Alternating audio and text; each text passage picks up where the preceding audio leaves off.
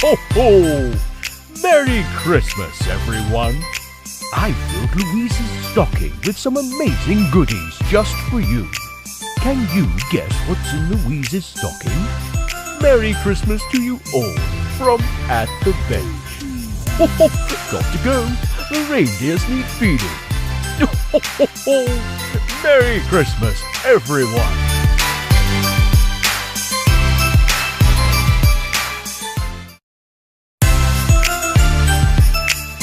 Ho, ho, ho! Merry Christmas, everyone! I filled Louise's stocking with some amazing goodies just for you. Can you guess what's in Louise's stocking? Merry Christmas to you all from At the Bench. Ho, ho, got to go. The reindeers need feeding. Ho, ho, ho. Merry Christmas, everyone!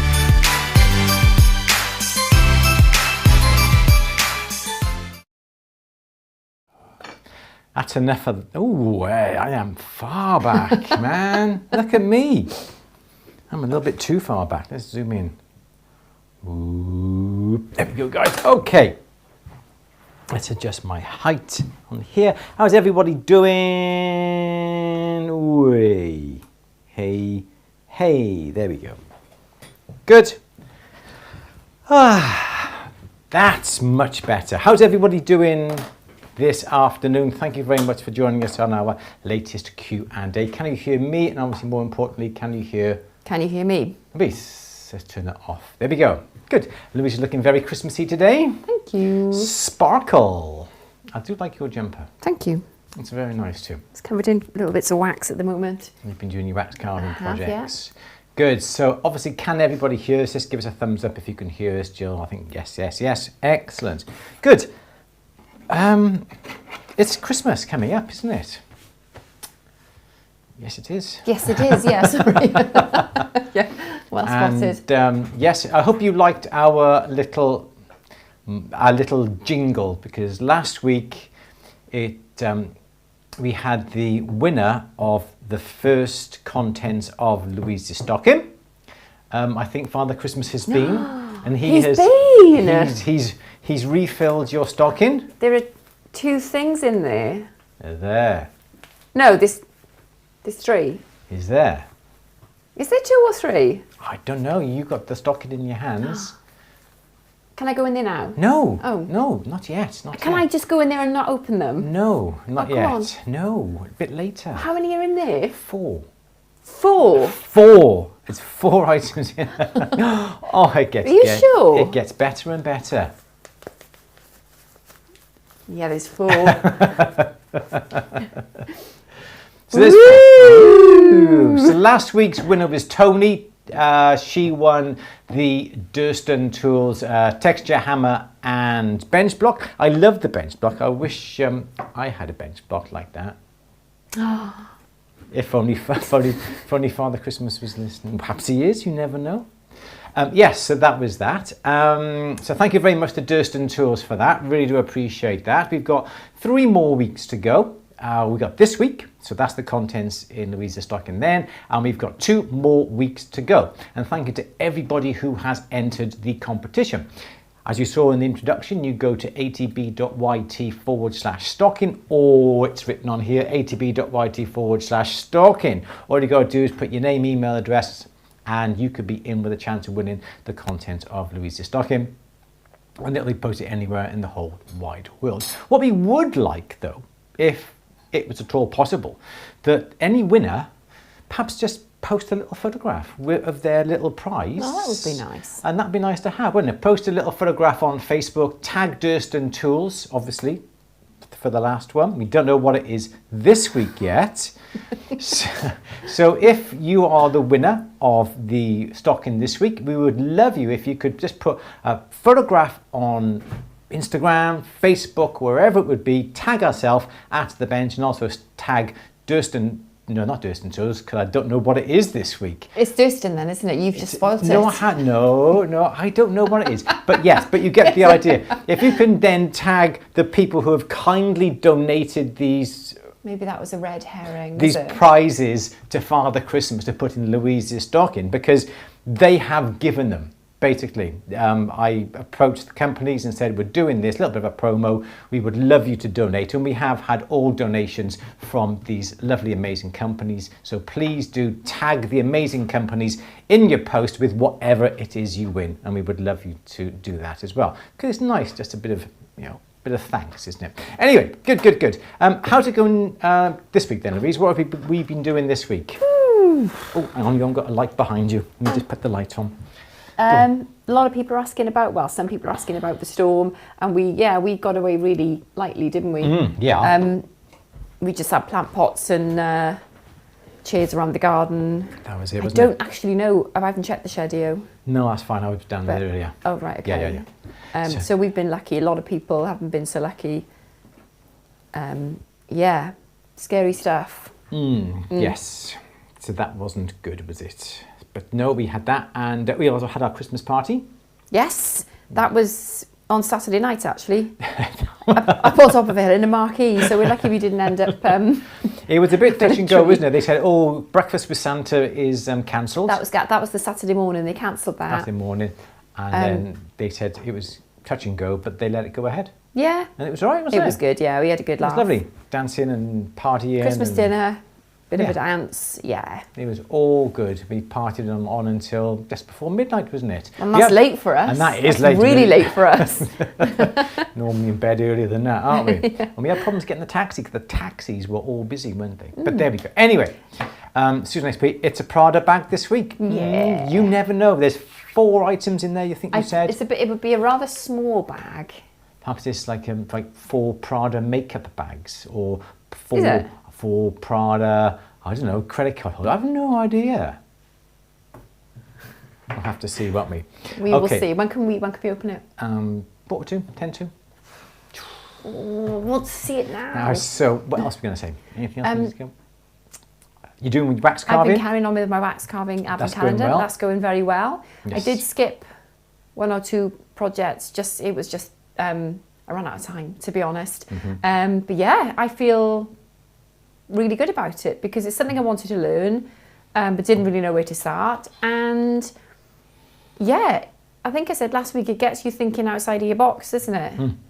And don't need many tools to do it. No, it's really good.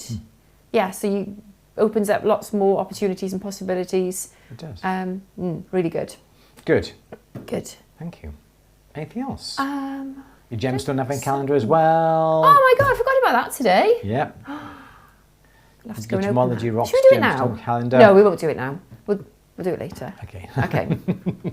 We didn't open yesterday though either because we weren't here. Exactly, we weren't here, so we got 2 to open. Fab. Okay. Okay, shall we crack on? Yes. Would you like a question? Yeah, 4 p.m, 9th of December. Q&A. Louise, have we a question? Don't forget, this is a Q&A, so please put your questions in the chat box just to down there and ask me a question. It'd be fantastic if you could. Okay. Star is asking, what would make 14 karat gold brittle? Okay. So, are you... Oh, Sandra, sorry. I'm just seeing your question. No, I'll come back to it. That's okay. Yep, okay. Yeah, just wanted to acknowledge. I don't understand the question. Do you mean you've bought the 14 karat from a supplier and it's brittle? Or have you got 14 karat that you've melted down and it's brittle? So you need to give me a bit more information, to be honest, than just say what makes 14 karat brittle. So just let me know, if you've been melting it down, is it from a supplier? Just let me know and I'll be able to answer it. Good. Okay. Sandra is saying, how can I more easily form a tiny 4x7 oval bezel using stepped bezel wire? The square base twists and the thinner top half tips inwards. Tools marked it a lot, trying to keep it straighter. It does. It's bearing wire, bezel wire, bearing wire, whatever you want to call it, is not the best if you have something small, because your pliers can... so your pliers are down here, and as this bends, there's nothing up here, so this automatically does that. Yeah, which then brings it in, because you're not actually bending this. You're bending down here. You can't really bend that.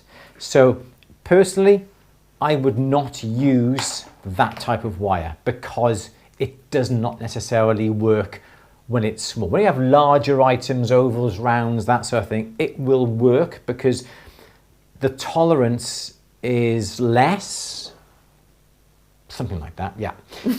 Or is it greater, less? I don't know. Greater tolerance. Yes, yeah. It's fine when it's bigger. But if you're doing anything smaller, I would not do it that way. I would just get some rectangular section metal. I would make sure then that your stone sits on a ledge that you have made. So you would have your rectangular section, you would make up the bezel, so the stone would just sit halfway across the width of the bezel. Yep, there's halfway. So the stone sits on there. Then you get a straight-sided setting burr that is that shape. Yep. And then you would put that little shape in like that there for the stone to sit on. And that is the way you would do it. And that way then you can be sure that this top edge is going to be the right size because you've bent the whole rectangular piece of metal like that. It's a little bit more work, it's a little bit more tricky, but that would be the correct way to do it. It's not going to work if you had the bearing wire, unfortunately. But yeah, the straight-sided setting burr, just to take away that profile like that. Then the stone can sit down nicely into that, and then you've got the bezel then to knock over onto the stone.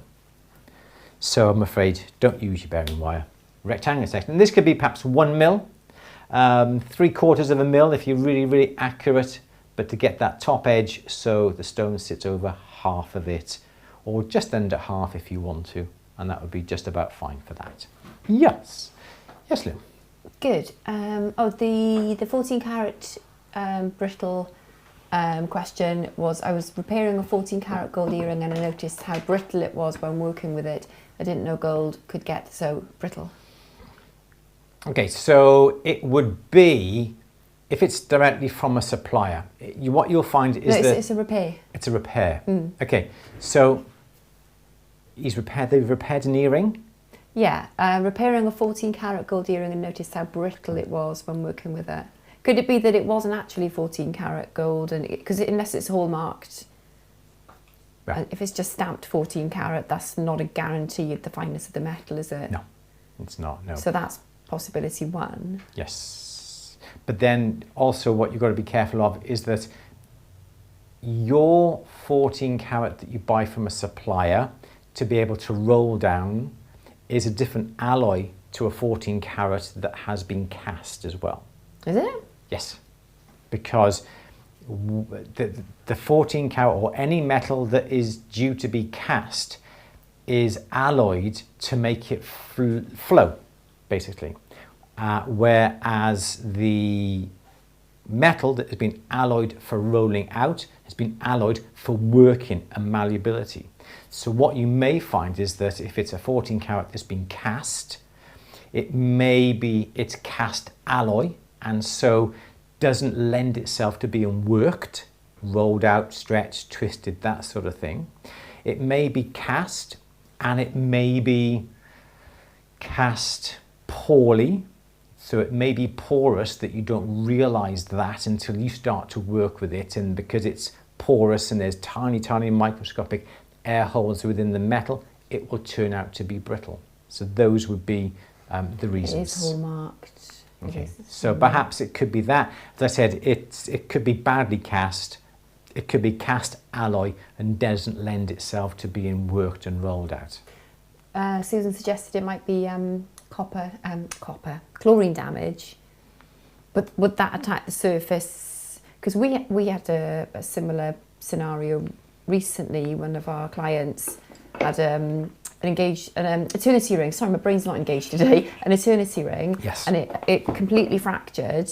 Oh, multiple places. Well, there was the complete fracture, and then there were cracks. But in the complete fracture, you could see porosity just everywhere, wasn't it? It was like an aero bar.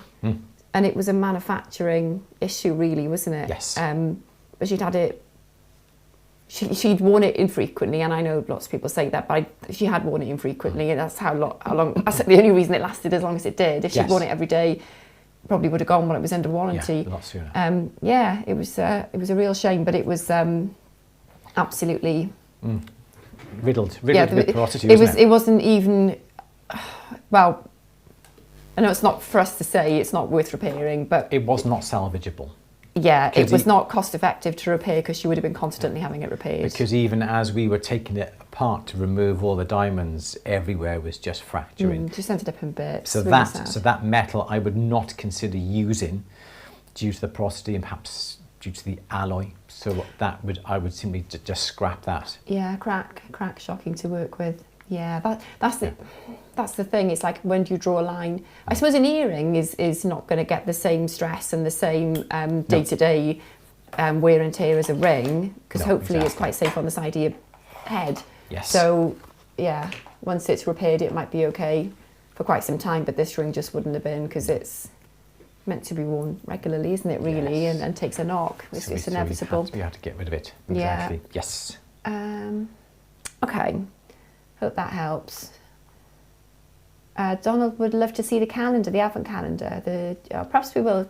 Carrie won't mind if we open one. Oh, she might. Yeah. Okay. Yeah. Good.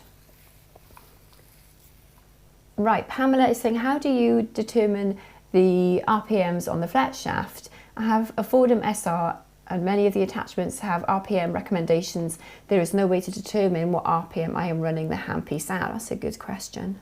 It is, isn't it? Do you want to grab the advent calendar while I answer the question? Yeah, I shall go and get it now. Good, mind the leads. I said there's no leads, see? Okay, so this is the problem that you have. If you've got a micromotor, there's usually a digital readout of speed. If it doesn't have speed, it'll have a percentage. So you know how fast your flex shaft can go. Okay, you look on the back of the flex shaft. It has maximum RPM. So on the back of my flex shaft here, we have got a maximum RPM of 18,000, which means if I put my foot on the pedal, nothing happens. If I put my foot on the pedal, it does that. So if you listen to that sound, so bearing in mind, you know your position of your foot on the pedal, you can hear that sound. So 18,000 is the fastest. You don't really need anything going at 18,000 RPM, usually. If you look at some of the Eve products, they will tell you a range that they suggest their products to be turned at RPM. Anything faster than that will wear them out. So you know that is 18,000. Okay, so this is 18,000.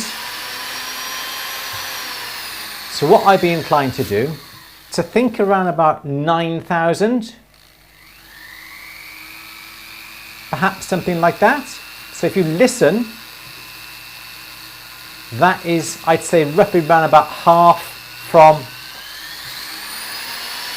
that.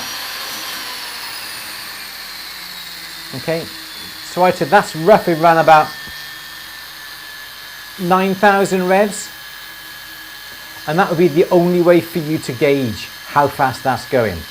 When you are using products, Eve polishers, matting mops, whatever it is, don't turn it too fast. So something like that would be nice, okay? But don't forget, you don't have to run it at that speed. If you're using things like these sort of texture mops, these like not wire wool, but they're like scourers on the ends, you can vary the speed and it will vary the pattern.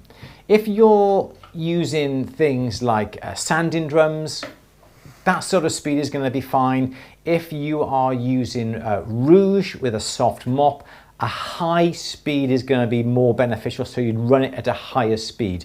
So basically, full. And you should have your eye protection. I should have eye protection. That 9,000, 10,000 perhaps, slower, 4,000. So that's roughly how I would gauge how fast it's going. Because So it's a bit of a guess. It really. is a bit of a guess. Okay. You can get a bench mounted rheostat, speed controller. So it would plug in instead of the foot pedal, and that would go on the bench, and there is a dial upon that. So yes, you have the dial to be able to turn all the way around to full, bring it to half, and so forth. So you should be able to gauge. But knowing what the maximum speed that your flex shaft goes at is a good indication. With the Fordham that we've got, I think that has a maximum speed of like 35,000, something like that. You can turn it down, Is that can't the you? micromotor? Yeah. Yeah, I love my It has a, micromotor. perhaps it may have a percentage, or again it has a rotary dial. I've got the Bedecos in there. It will tell you what revs it's doing, but it'll also tell you what the percentage. You can alter the You can set the max, can't you? the maximum. So I think the Bedeco does 50,000. So if I turn that to say 10%, the maximum speed is going to go is 5,000. So that would be the way to do it if you've got the display, but if not, listen. That's the only way you're going to be able to know what to do. Sue's made a speed controller out of a dimmer switch, so you don't know the speed, but you would know it as half, quarter, or Yes. which is very useful, isn't it? Yes, we've got a plug-in. Because if you know the maximum, you can you can work out incrementally, can't you? Exactly. I think it's in the cupboard to the left of you. We have a plug-in dimmer. So you plug that into your mains, plug your flex shaft into that, turn it on full. You know what it is, and so you can turn it down to half, and then that's then half the speed. Yeah, Should be good. in the back room, I'll show it. You want me to? Do you want me to? Subtle, isn't it? Yeah. Is it there? Is it on the next one up then, is it? I have to get up now. No, it's not. Never Oh, mind. Not there. No. Okay. Good. Okay, do you open your advent calendar? Yay! Shall I open today's and yesterday's? Shall I do yesterday's Yeah. first? What Do was you want- do you want to bring yesterday? it over here to us to have a 8th. look? Okay. Yeah. So come over here. We've got. Do you want to open it, I'll Andrew? open one. You have Go one, on, and you I can have the other open one. yesterday's. What day was yesterday? The 8th. Where was that? That one there. Yeah. Okay, so this is the 8th. What have we got? Ooh. It looks. Don't guess. Why not? I want to guess what Go on, that have a is. guess. I reckon that's going to be like an aquamarine, I'd say. It's got a little bit of faint about a blue. What do you think, Lou? I don't think it's aquamarine now. No, what do you think it is? I don't know, but I don't think it's aquamarine. Okay, give me a guess. What do you think it is? We don't do guessing, though, do we? Come on, what do you think it is? Oh, can I have a... Don't look. I don't think it's topaz. Okay. Come on, turn it over. Let's have a look then. I think it's some sort of quartz. Go on then. Chrysolite. I was right. That is a quartz. Well done. Oh, all right, big head.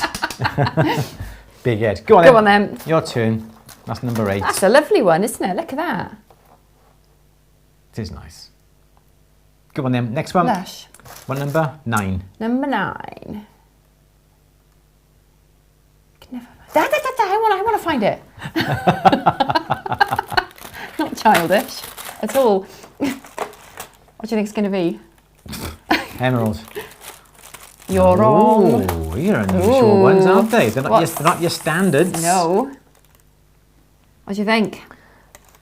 Okay, it's got that purple. right? It's purple, so it looks like. Come down this way. There we go. Bring it down a bit. There we go. It looks amethysty, doesn't it? But it's not. It's red. It's very reddy if it is an amethyst, isn't it? It is. Yes, it's not. So it looks very amethyst-fied, but it's not. There was the parasite one. What's it called? Chrysolite. That's the one. Chrysolite. That's the chrysolite. This is this bit. It looks like an amethyst, but I don't think it is. Go on then. What is it? What do you think it is?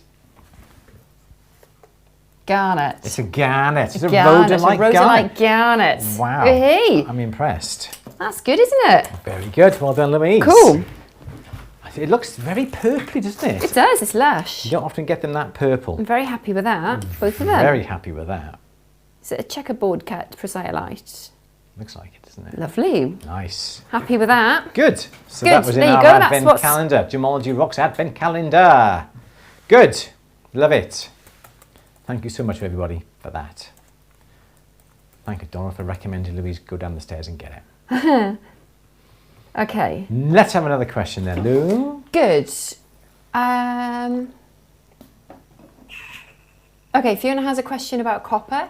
Doing some Christmas decks, and something I made last year is a lovely deep brown. How do I recreate this patina?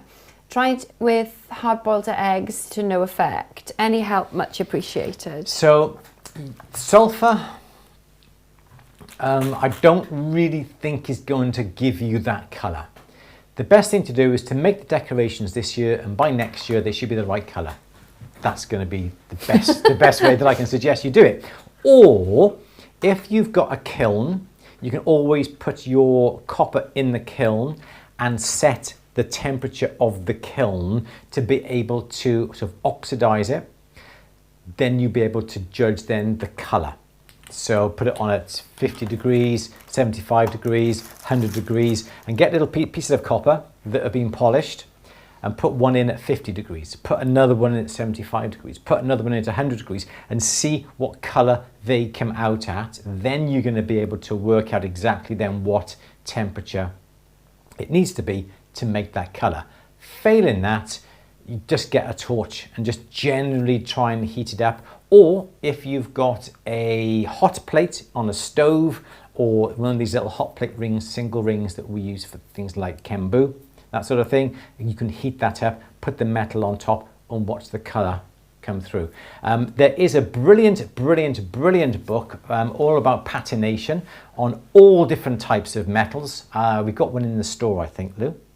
I do believe. Yeah. So double check the store for that. Oh, okay. Please. Double check the store, and that will be able to give you little recipes on what to use to make colours. It has a couple of pages of things like brass, gold, silver, copper, and they've made up all these little recipes to be able to colour the metals. So off the top of my head, if you put patina in there, or patina, and that'll be enough, yeah. And see what comes up. Does it come up? Does it come up? Does it come up? No, it doesn't. We don't have one there in that case. Then. Go on to Amazon and look on patination, and I will tell you what it is, and we shall see. But yeah, I don't think the liver itself is going to work. You may need things like this. That's like bleach. See, that's the one. Metal patination. What, that one? Not Cloudland Creatures. The next one down. That one there. So click on that. If you click top right hand corner now, Lou says get the link. Green down, or yellow, I mean. Copy that. There we go. Yeah. So this is going to be the book that I would certainly recommend. Louise is going to pop that in the chat. Definitely recommend that book if you're into patina, that sort of thing. I thought I'd frozen them, but I'm still active. Good.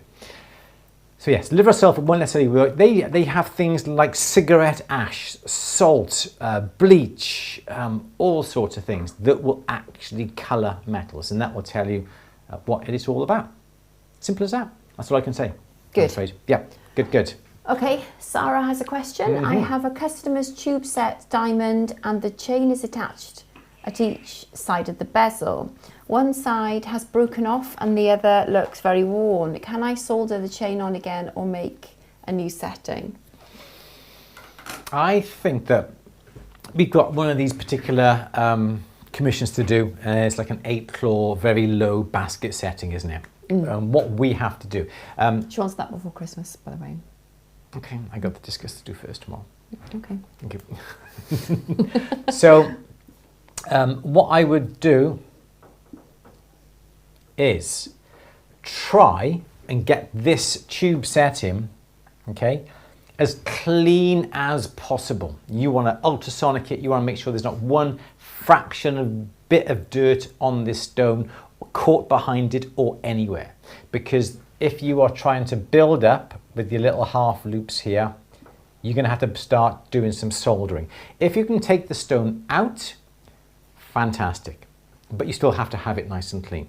But if you can't get the stone out and it's bezel set and it's really tight in there, don't try and get it out. But what you've got to make sure is that there is no dirt behind the stone at all. Otherwise, when you heat this up, the dirt is going to burn and you're going to have a hard job trying to get that dirt off.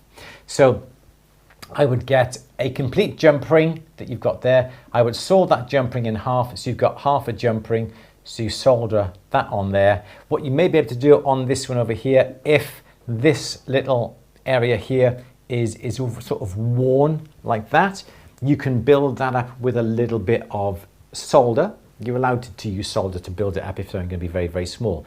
Or replace it with the other half of the jump ring on that side there and solder onto the tube. That is what is the best way to do it. Don't try and solder the chain onto the tube because the chain is going to be thinner. You're going to have so many problems with that, but definitely do it that way. Half jump ring, and then you can attach the chain then. Perhaps the chain is like this, and then you attach it then with another small little jump ring going through, and likewise on there. But by doing that, it's far easier than soldering the chain on. There we go. And that is what I would do. How are you going to avoid burning the stone? Okay, so if you want to avoid burning the stone, try and put the stone in some cool heat if possible, or get some, try not to put the flame on here. So you want to have the tube, so here's your tube with the stone in there, there's this tube going around like that. Okay, so here's your jump ring by here being soldered on like that there and like that there. So what I would do is never put the flame in this direction, always bring the flame in from the side. Try and concentrate perhaps the heat on the side down here, okay, by here. So you're heating up this little area. Perhaps you may want to put a little bit of solder on the ends of each of your little half jump rings first of all, so you can control the amount of solder that's going to go on. Flux this area by here. Heat this area up by here with your torch, so you're heating this area. Then when the metal is hot enough, hold on to the half a jump ring in your tweezers, bring that down so the half a jump ring just touches the metal. When the metal is hot enough, the heat will transfer onto the half a jump ring. The jump ring won't melt because you're not putting the flame on the jump ring, you're relying upon the heat that's coming into the tube from the flame to heat up the jump ring, and the solder will flow from here onto there. And that's what I would do. And likewise, if you're building up this side by here, put the flame down here or put the flame up here just to then heat up this, and then solder will flow in that little gap by there. But don't put the flame on the front of the stone. Try and keep the flame away from it to the side. Yes, Louise. Okay. Good.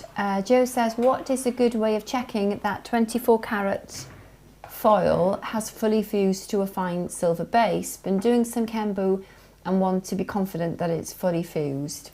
Barrel polisher, perhaps? You should be able to use like an agate burnisher to burnish it totally onto the surface. If you've got the temperature of your silver right, and as soon as you lay on your foil, it should sort of be like a magnet and be drawn onto the surface. You really can't sort of move then that around, because as soon as this makes contact with the silver, the atomic molecules will transfer from one through to the other, and so it will start to fuse. You assist that fusing by rubbing with an agate burnisher all over the surface. Perhaps do it in sort of in this direction first of all, and then in this direction to make sure that it is fully fused. If you put it into a barrel, it's not going to work. It's not going to fuse anymore, because by putting it into a barrel polisher, you've cooled the metal down, you've introduced water. It is not going to get any more fused, okay? It has to be of a certain temperature for the molecules to be transferred through from the gold into the silver. And when that happens, then it is fused. It is as one metal. So that's the reason why I would say, if you say you've got like a little star and you're putting it onto a disc, make sure that you burnish the whole area like that, and then come at a different angle, and then come and, do you know what I mean? Really go over it with the agate burnisher. If you used a steel burnisher, you've got to keep that cool.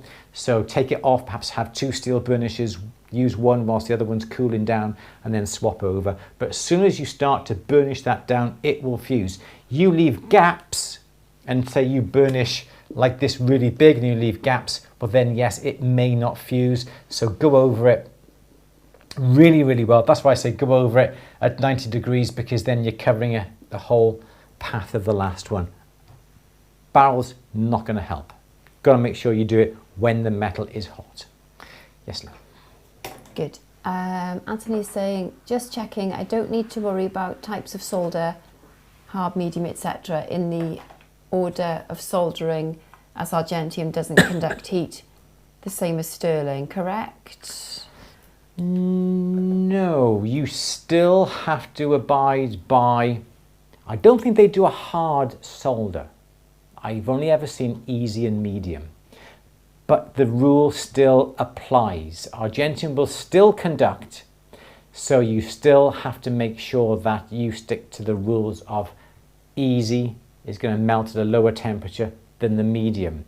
Perhaps they don't have a hard because it's very close to fusing properties, perhaps, maybe. But if you are putting together a piece of argentium, you really do have to make sure that you get the sequence. Try and fuse it first. Yes, no, go on. That's just what I was about to say. You do your fusing first, Yeah. because otherwise you're going to... Yeah, exactly. Yeah, so fuse first. Fusing has, you can sit by my... Stop. Sorry, no, I'll be quiet. No, please, no, you have to be... No, go on, explain, go on. I'm happy to, go on. No, I'm shy now, go on. So you think about the construction where you can try and fuse. If you're going to fuse first, it takes the greatest amount of heat. Then if you're going to solder, use a medium solder and then an easy solder. Don't try and use easy or medium solder and then try and fuse, because the heat that you need for fusing is far hotter than the easy and medium solder. Those joints are going to come undone. So no, it's the same rule applies to argentium as sterling. Is that right? Yep. I think so, yeah. Yeah, good. Excellent. Okay. Barbara says, is there a product that protects the stone, such as turquoise, if I need to solder on a bail or jump ring? No. Because this is the problem. People think that just because they can put things like cool heat, thermogel on a stone, it's going to protect the stone. It's not going to protect the stone if the area that you're soldering is right next to the stone. So if you've got your turquoise and you're trying to solder a bail on top, because you're soldering in theory in contact with the turquoise, you're going to ruin the turquoise. It's going to burn, you're going to have a heck of a job, you're going to ruin the turquoise, no questions asked, because there's no way that the contact point, okay, here's your bail, here is the stone, there's no way that this contact point here is going to get, what am I trying to say? The heat involved in the soldering of the bail far exceeds the safe temperature of the turquoise. If you cover the turquoise, the heat is still going to be transferred through to the turquoise or any heat sensitive stone. This would apply to things like quartz, amethyst, that pediorite, whatever it was called. Prasiolite. That's the one, prasiolite. So whatever. So if it's a quartz, it's going to ruin the stone. If it's a turquoise, it's going to ruin the stone. Pearl, ruin. Amber, ruin, okay? It is in too close a contact. The only way things like the cool heat or thermogel will work is that if you have a gemstone and it is in a setting, and this is upside down, so here's the ring down here. Now you can pile on your cool heat, okay? Down here, thermogel, which protects the stone, and now you can solder here, because the distance between the solder joint and the thermogel is greater, and this is going to protect the stone. It'll only work that way. So always remember to put a bail, jump ring, all your soldering before you set any stones. Soft stones, like I've just said, the pediorite, whatever. Prasiolite. Right. Priscillite, amber, turquoise, opals, quartz, especially quartz, yeah, and all those sort of things, and beryl, and anything that way. Yes, yes, exactly. Thank you, Louise. Okay.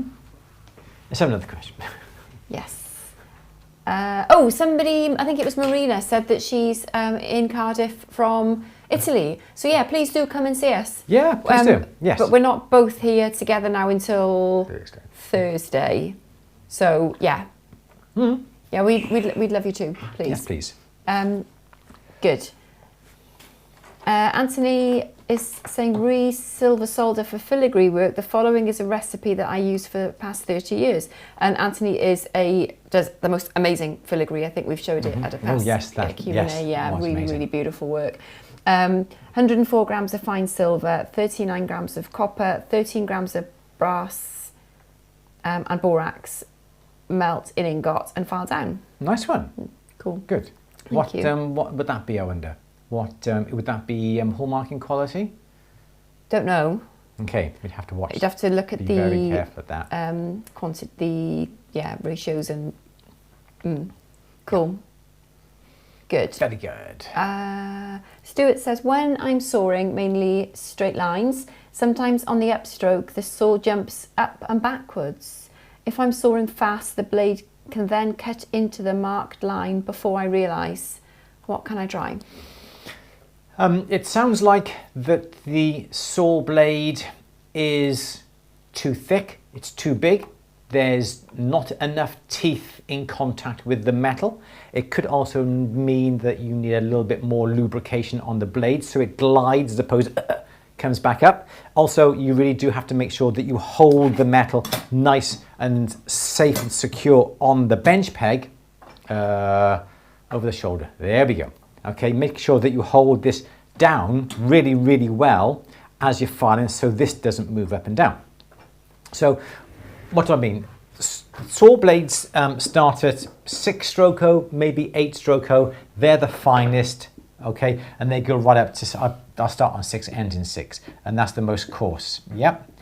So there's everything in between, 5-stroke, 4-stroke, 1, 2, 3, 4, and so forth, okay? So the finest blade has the most amount of teeth on it, but the blade is very, very thin. The thickest blade is a 6, there's less teeth on that, and it's a thick blade.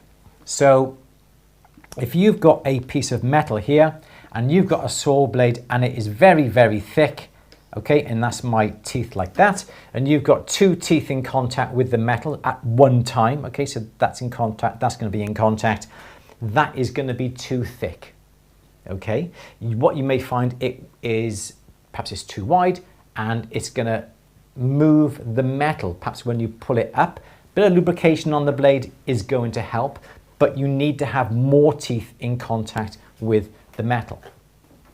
And it'll also produce perhaps not the neatest line, but if you have another saw blade, okay, that is like this, okay, and you can see you've got 3 teeth in contact with the metal, that is going to produce a much better, smoother sawing action. Again, lubricate the side.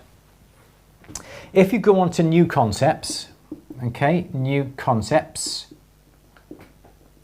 website, they have a little table that you can download that tells you the thickness of the metal to the right blade you should be using. So the only way that I would suggest you know that is to look at these tables and to find out I'm using 1 millimeter thick. You can look at the side with a loop to get the right number of teeth in contact. You can have more teeth in contact, so you could have 4 teeth or 5 teeth or 6 teeth, but bearing in mind that is not going to cut as fast. The blades may break because the blades are thinner and finer. The other thing that I also do, if you're cutting a straight line, and I'm lazy, I don't often change my saw blade. So if I find that when I'm sawing vertically and I've only got, say, 2 teeth in contact with the metal, and it is a little bit jittery, what I always try and do is angle the saw forwards, okay, as I'm sawing, Okay, so there's my blade, and now by angling it saw forwards, the saw forwards, I've got a greater amount of metal exposed, so my two teeth, if I was going vertically, would be in contact. But now because I've angled, and this area now that I'm sawing from here to here is greater than the vertical amount, I have now got three teeth in contact with the metal, so the metal is going to be able to be sawn a little bit better. Have a problem going around corners, admittedly, but by doing that, that is going to help you saw a little bit more smoother.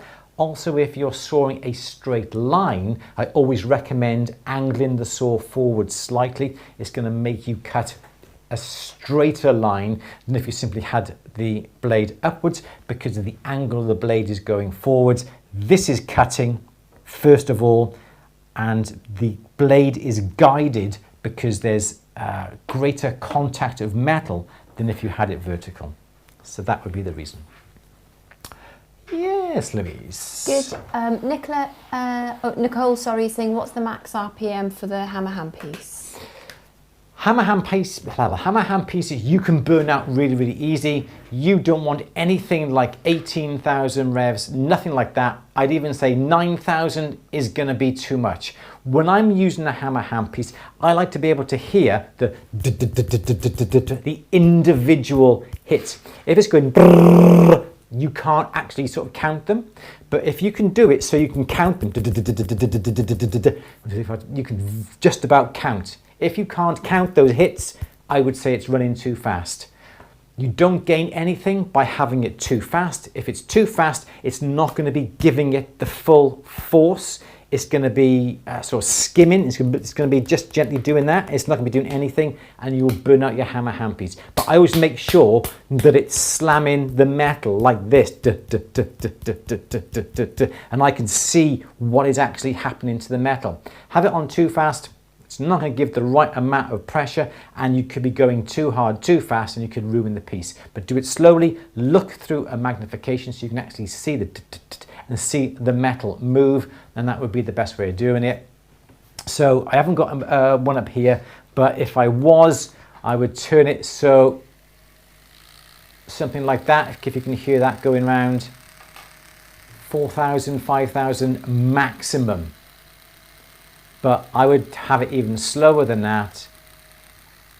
Release the pedal, and if I can hear it going, I'm happy. If it's going, brrr, I'm not happy. And now there's the handpiece.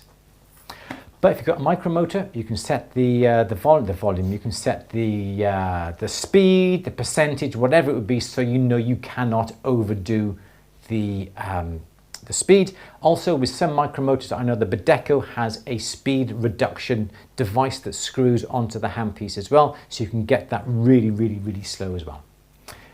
Louise, it is 1:45. Should we see what is in Louise's stocking? Should we see? Ho, ho, ho, everybody. Should we see what Father Christmas has left in? Oh, it's heavy. It's a heavy one. It's quite heavy. I tell you what, I'm just going to go in the stocking rather than... Mine, don't break it, I broke the last one.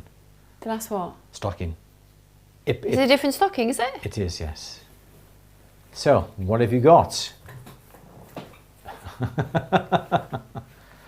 What has Father Christmas put Something into? square, something cylindrical, two cylindrical things and two square things.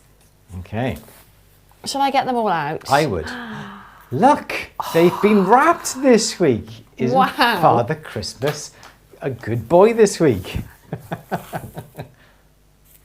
Stick a rock. At the bench, stick a rock. What an amazing idea.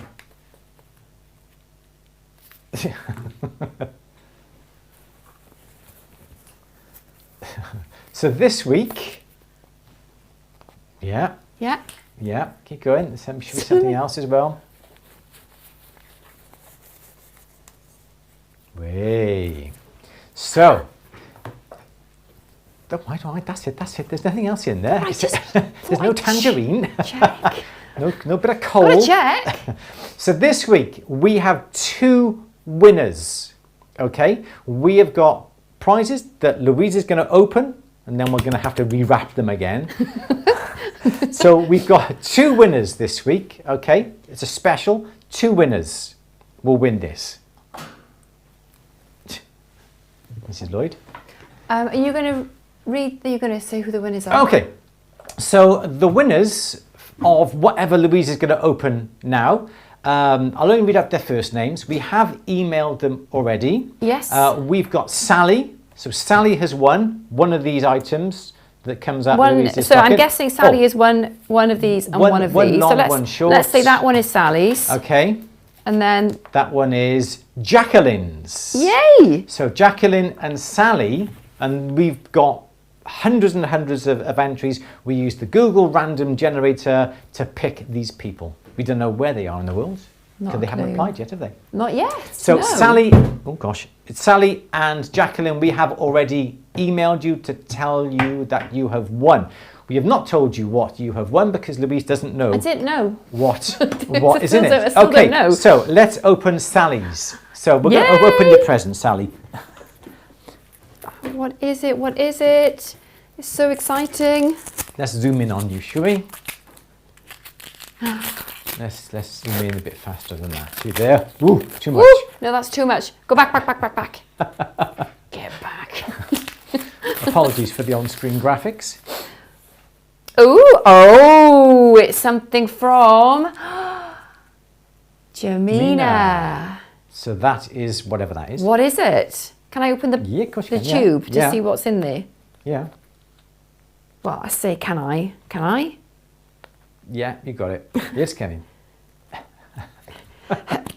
Okay. Oh So my gosh. Leave it wrapped up. Can you say? Do you know what it is? I know what it is. Yes. It is a hand punch. Yay! Of Yeah. what? Of what? What do you mean? It is a punch to be able to be used to punch whatever's Oh, in. right. Okay. Yes. So there's nothing really to see. It's just No. something so you can put that on there and now hit. Exactly. I think they were Which worth kind about of makes 18, me 15, think £18. that this goes with Yes, this. it does. Am I correct? You are correct. Oh my gosh, Sally, what have you won? So Sally has won Jamina shot plate, and that particular one is Christmas tree. Christmas tree shot plate. Shall I open? No, there we go. Let's get back up.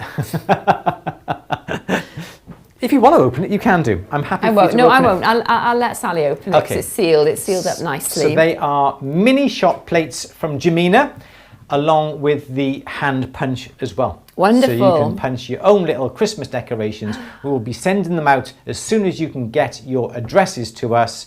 Reply to the email that Louise has sent out, and we will wrap them back up Yay. in some new wrapping paper. Well, I now. think I can probably guess what this one is now then for Jacqueline. So this one's Jacqueline's. So I think this So is going to be another punch. that I'm is not gonna- going to. exactly. I'll save you the bother of rewrapping that one, Andrew. Thank you, Louise. Let's see what is in this Jacqueline one? has won.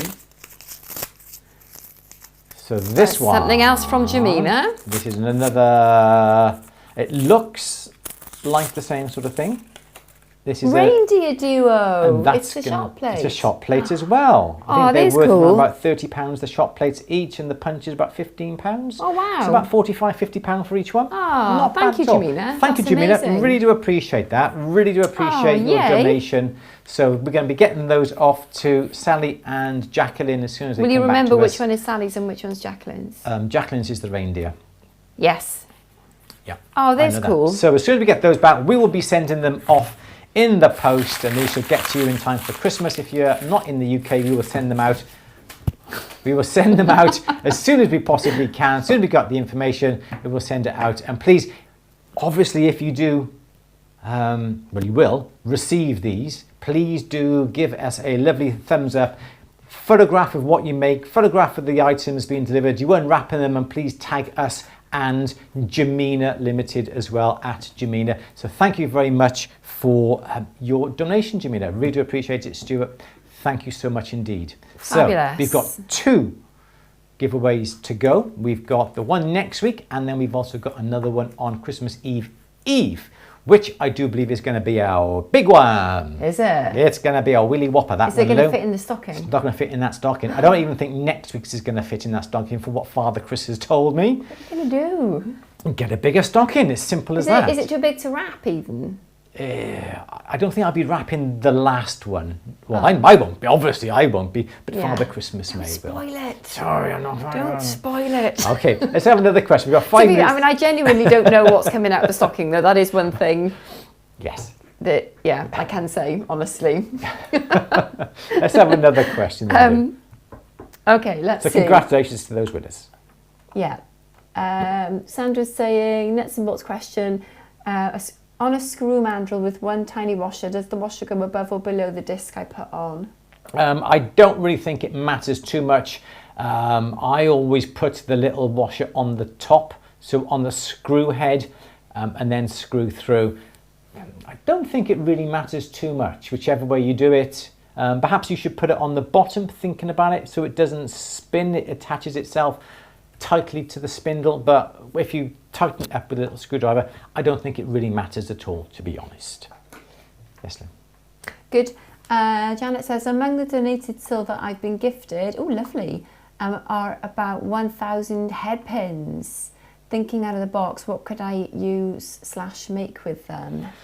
Ooh. You could make up a chain, a no solder chain, which would be nice. You could use that. 1,000 head pins. Wow. Cool. You could try and weave them together to make like a mesh. I don't know. Just, I don't know, depending on how thick the head pins are. They've obviously got that at the end of it. You could thread a bead onto it, yeah, and then make another loop on the other end and have that. So that's your bead, or round bead, whatever it would be, and then turn up the loops on the other end to match the other end, and you could make chains out of it that way. You could just simply have it plain and turn up another one on the other end like that. I suppose so. What do you think? I'd have to think about that. Or make a no solder chain. I think the chain that I've made up is called a fish style chain, if I remember right. You've got it on At the Bench. It's a no solder chain, and that would be ideal with head pins. Yeah, but no, nice. If you can gift 1,000 of them, amazing. Well done. Amazing. Let's have another question. David says, if you sell a patinated piece, what advice do you give your customer on how to care for the piece so they don't lose the patination? It depends where the patination is. If the patination is in a recess, it shouldn't be worn away. But I would offer a service, like, well, if it does lose its patination, bring it back to us and we'll patina it again for free. That's what I would do. There's no real way, because it's just going to be worn, it's going to be brushed, it's going to be burnished off, and it's going to lose it. But sometimes the look of the silver after the patination has come off looks nice. But no, I would offer it as a service. If you want to send it back at any stage, we would do it for free. That's simply what I would do. Yeah. Good. Anthony says, in regard to the Kembu, the silver needs to have a fine silver surface as well, doesn't it? It does. I think the question stated that it was fine silver that the person was fusing onto the gold. So yes, you are right. If it's sterling, you need to heat it up, quench it, heat it up, quench it, heat it up, quench it, in acid, all the time. That will get rid of the copper from the top layer of the silver, so you're left with a lovely fine silver layer. But if you're already using fine silver, there would be no need to do that, although the surface does need to be clean by heating and quenching to be able to make sure there's no oils, there's no grease, there's no dust, there's no dirt on the surface, and then you can use the Kembu. So yes, you are right. Good. Excellent. Good. Andrew, you're making Louise sigh a lot. Susan says, what blade do you use most often, Andrew? I just buy a Grosser 3-stroke. 3-stroke is my main go-to blade. I don't usually have anything more. Just that, I buy a gross of them at a time. I do then buy the occasional bundle of fine blades if I've got some really delicate piercing to do, but I'm lazy. So that's what I would do. As I said, if I feel the metal's too thin, I'll angle the blade forward to get more metal in contact with the teeth, as I was just describing. So that's what I always use, and that is my go-to blade. I wouldn't worry about getting 6, 5, 4, 3, 2, 1, 0, 1, 0, 2, 0, 3, 0, 4. I would never consider buying all those blades, because for me, it's pointless. I would never use them all. I would buy a gross of them and then perhaps a bundle of, I don't know, 4 and a bundle of 6. And perhaps on this end here, I want to do some fine piercing. Perhaps I'll have a 1-stroke O. No, I won't. I'll have perhaps a 5-stroke O, or I may even have a bundle of 6-stroke O, because I very occasionally use those. And if I'm doing some fine piercing, I would use them. But that 3-stroke O is the main one that I go to. It's my go-to blade. Good. Yes, Lynn. Good. Okay, do you want one more? Yes, please. Laura says, regarding flat shaft RPMs, I use a bench top speed control. I recently got a machinist's tachometer, and I'm planning to use it to measure the RPMs, then will mark my speed control dial. Very good idea. Excellent idea. Hoping Good it idea. works. There's no reason why that shouldn't work. No, it is should there? work. Yeah. Yeah. Yes, absolutely. Cool. That's a brilliant idea. Good. Good. But yeah, the plug-in rheostats, the plug-in dimmers that you can buy is brilliant to be able to judge the speed. Yes. Good. That it? I think so. Bang on 5 o'clock. So everyone, there's 94 people on. If you've only got 36 likes, please smash the little like button. Please, it would really do help us with the algorithm on YouTube. 36 of you, there's 92 of you. So thank you very much for the likes. Yeah, like this film, we would love you to do so. Good. We are going to be disappearing then, and we're going to have some tea. We've had a delivery over the past few days of this. There we go, the Agile Elite. So we've finally got our roller mill. And we're going to be doing some films. There's some brilliant extension rolls. I just put a very quick film up on Instagram showing how easy it is to change those extension rolls. We got some new extension rolls for the DRM 130 downstairs as well, so we're going to be having a play with them. We got the triangle, the trapezoid, the grooved D section, so we're going to be doing some playing around with that over the next few days as well. No marathons planned